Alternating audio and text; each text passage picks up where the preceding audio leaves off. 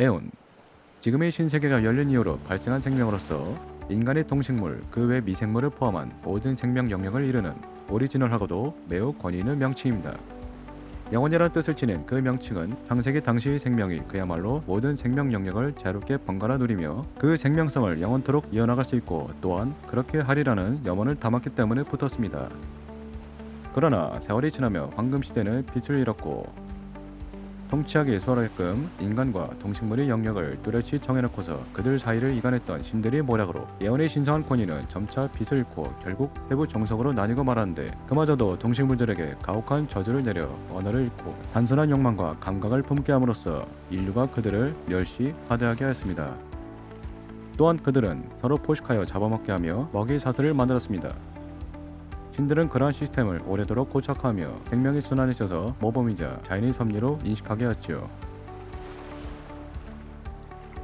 이곳 동물들의 위대한 나라는 잘못된 생명 질서에 반의를 가진 자들이 모여 가장 뚜렷한 활동을 벌이는 곳입니다. 선대에서부터 오래도록 계승된 해방과 자유의지와 그것들을 수행하기 위해 끊임없이 갈고 닦아 대물림 받아온 뛰어난 피지컬을 지닌 생명들이 모인 위대한 나라이죠. 그들에게 큰 기대를 걸고서 위대한 과학자들의 지식을 그리고 선구적인 문명들이 자본과 자원을 아낌없이 투자하면서 이 위대한 나라의 생명들은 깨어난 시대에 들어 생명과학에서의 비약적인 발전을 이룩하였습니다. 차후에 자세하게 소개하겠지만 이들은 나약하고 비장하면서도 안타까운 붉은 핏줄을 극복하고 황금 핏줄이 된 초월 인류이기도 합니다. 이들 몸에 흐르는 모든 피는 금빛 섞인 주황빛을 띠고 있으며 그들은 늘 궁금해하는 한 가지 질문이 있습니다. 도대체 감기가 뭐야? 지금은 여러분께 익숙한 동물을 표현한 것입니다만 사실 이 동물의 나라가 추구하는 가치는 다양과 자유로움입니다. 이 나라의 시민들 중에는 용을 닮은 아류들에서부터 반인반수 머리가 복수인 모습도 있습니다. 물론 지금은 자신 마음대로 동물종을 골라서 태어날 수는 없고 그 모습을 다른 종으로 바꾸기도 매우 어렵습니다만 그래도 자유연애를 통해 별종의 개선과 보존은 꾸준히 이루어지고 있습니다. 물론 다들 외모의 형편이 다른 만큼 그렇게 하기 위한 낭만의 행위에는 다소 기구의 도움을 받아야겠지만요.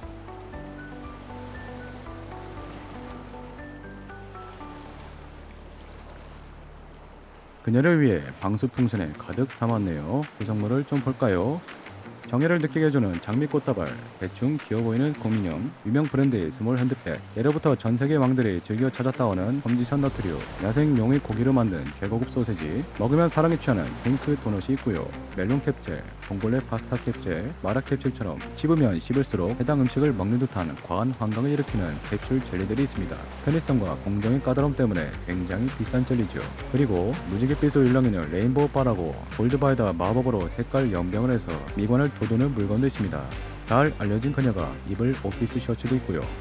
아무튼 이 친구가 보여진 꼬라지를 보니 홧김에 전지산 털어서 산 것 같은데 아무래도 좀 무모한 욕심을 부린 것 같네요. 그녀가 받아줄까 하는 게 문제가 아니라 동물들이 사람 흉내를 좀 내는 듯한 저 모습이 사실 전부는 아닙니다. 사실 저들의 대담한 듯한 모호한 모습은 관심을 끌기 위한 특이 변형을 이룬 형태로 태거 문명 다용과 첨단의 안테이아 후엔 이 동물들은 현대의 뜻을 이루어 마침내 인간과 동물의 형태를 마음껏 조율할 수 있게 되었죠. 저 상어 친구의 괴상한 꼴이 막 인간으로 변신한 도중을 나타내고 있습니다. 많은 수컷 동물들이 그녀에게 애정을 표하는 데는 그녀가 동물들에게 영웅종족인 에셀린 출신이기도 하겠지만 한편으로 동물들이 아주 오래전 인간에서부터 생명의 역사가 시작되었다는 방증이기도 합니다. 그들은 인간을 보면서 본능적으로 옛 영광을 그리워하고 있습니다. 그런 그리움을 이처럼 집중되는 애정으로 표현하기도 하지만 정작 싫어하는 자들에게는 가혹하리만큼 차갑고 거칠게 타는 것으로 표현하곤 합니다. 이 동물은 뭘까요? 주객전도가 된 상황이라 볼 수 있겠죠. 주인의 꾀나 예의를 주입시키는 모양입니다. 자, 이제 물에 좀 묻을 필요가 있겠죠? 라고 하나 표현하기가 쉽지 않군요. 이 나라 모든 동물들에게는 표정이 있습니다. 기사의 눈망울 크고 매우 활력적으로 입을 움직이는 많은 동물들의 액션감도 이곳에서만큼은 실현되었으나 정작 저의 부족한 유쾌함이 그러한 모습까지는 표현을 하지 못했네요. 물론 완전한 인간만큼 유창하고 빠르게 말하지 못하고 동물이 말을 한다는 것 자체가 신기하구나 하는 느낌이 들 만큼 어색한 수준입니다.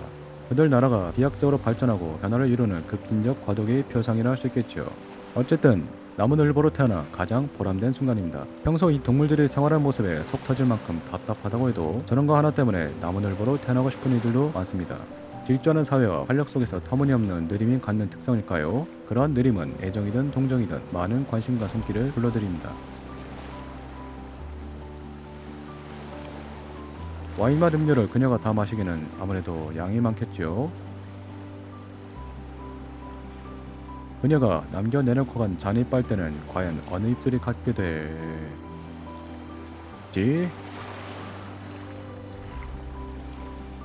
예, 바로 하이에나죠. 야생에서 데려와 반려화시킨 외지동물 케이스로 이 나라에는 외지동물들을 정말 많이 거두어 길들이고 있습니다. 나라 밖 야생에서 필사적으로 뜯어먹게 하는 처절한 운명에서 구제하고자 하는 그들의 사명에 따른 행동으로 돈 많고 힘 있는 자본가들은 아예 외지의 땅을 사들여 농장을 짓고 야생동물들을 거두어 새로운 삶을 주고 있습니다. 하지만 야생에 개입하려는 그들에게 정작 자연의 섭리를 거스르려 생태계를 위태롭게 하려는 야는 고리타분한 인간들의 열정에 방해를 받아 수월하진 않습니다.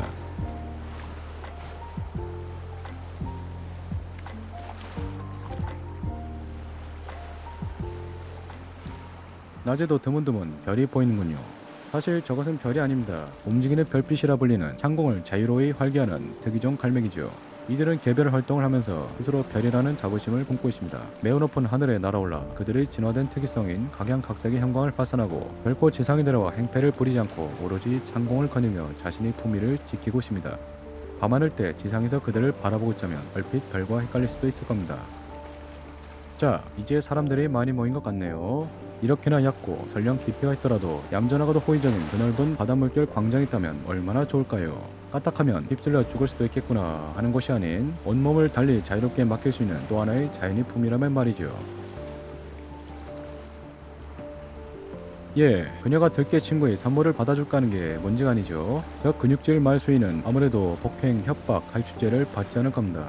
그렇기엔 저마다 신이 난 자들의 목격담이 적고 무엇보다도 이 대단한 수의 문명 국가에도 분명 적자 생존을 존중하는 야생성이자 프라이드가 남아있기 때문입니다. 자네가 약하니까 뺏기는 거야. 그런 말이 합리화되는 것이기도 하죠.